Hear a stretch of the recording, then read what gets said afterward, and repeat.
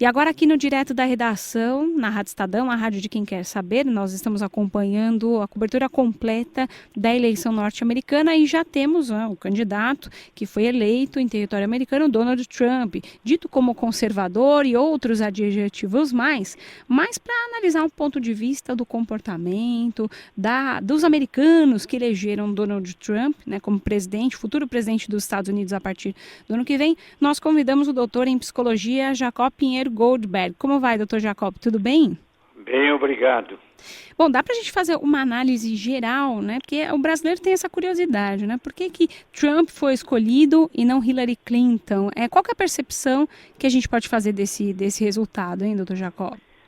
Eu tenho a impressão do seguinte, se você observar com atenção, a Hillary, ela passa uma imagem extremamente pasteurizada como personagem política.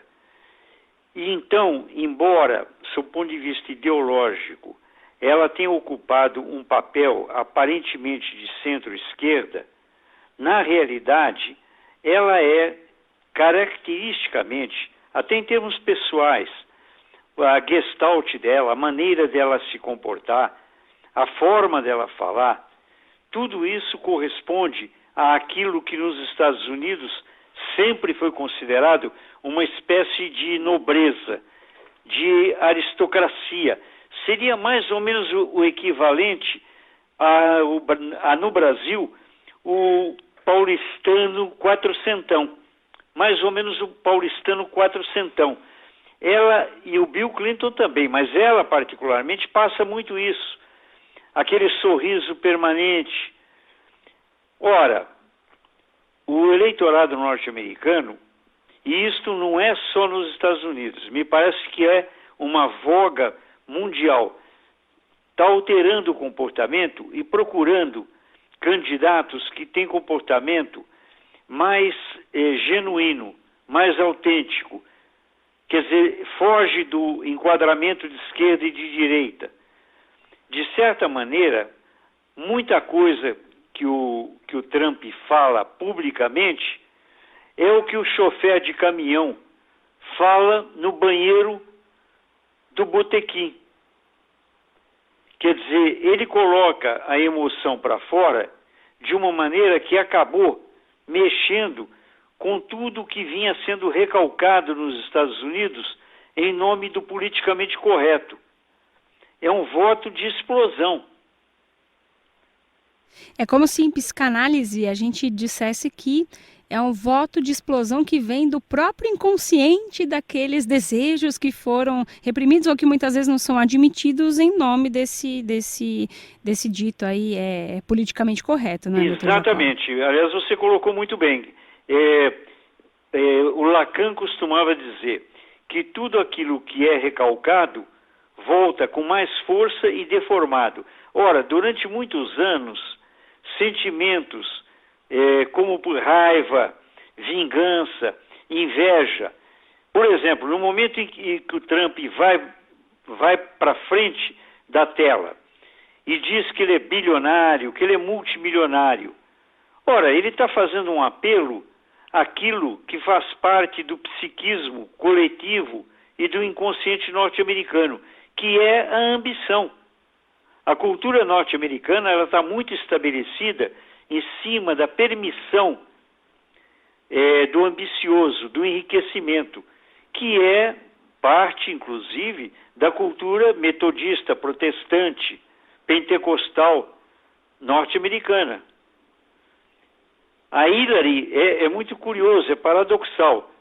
Embora ela faça parte dessa classe dirigente, eu particularmente tenho até as minhas dúvidas se quem é mais rico mesmo, se é o Trump ou se é o casal Clinton. A gente sabe, nas últimas semanas ficou revelado que o casal Clinton tem também uma fortuna muito grande, não é? A impressão que eu tenho, assim, fazendo essa análise psicológica, Eu ficaria curiosa em saber, e aí vou fazer a pergunta, vamos ver no que vai dar, né, doutor Jacob?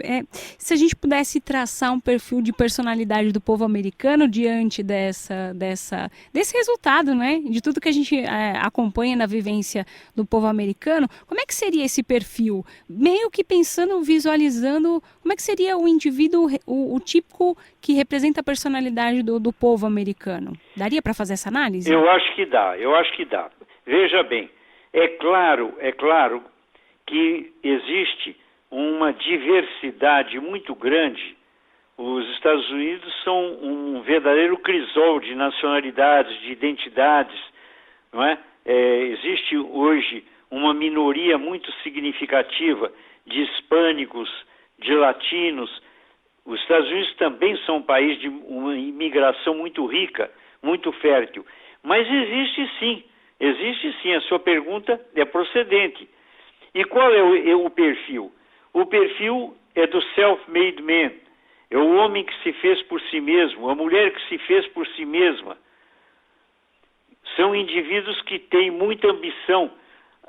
A grande ambição, vamos chamar de subterrânea, psiquicamente subterrânea, e por isso interdita, e por isso proibida, do norte-americano médio, é realmente de ser o império do século XXI.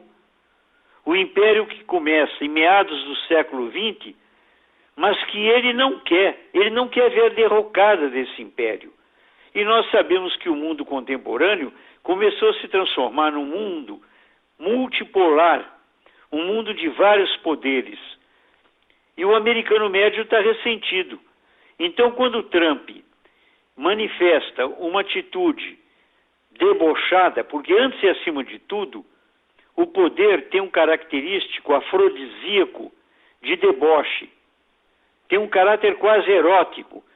Quer dizer, quando o Trump nos debates com a Hillary, ele dizia certas coisas que não são admissíveis, que não são admitidas, ele estava falando em nome do macho norte-americano que anda em crise. O macho norte-americano está estressado.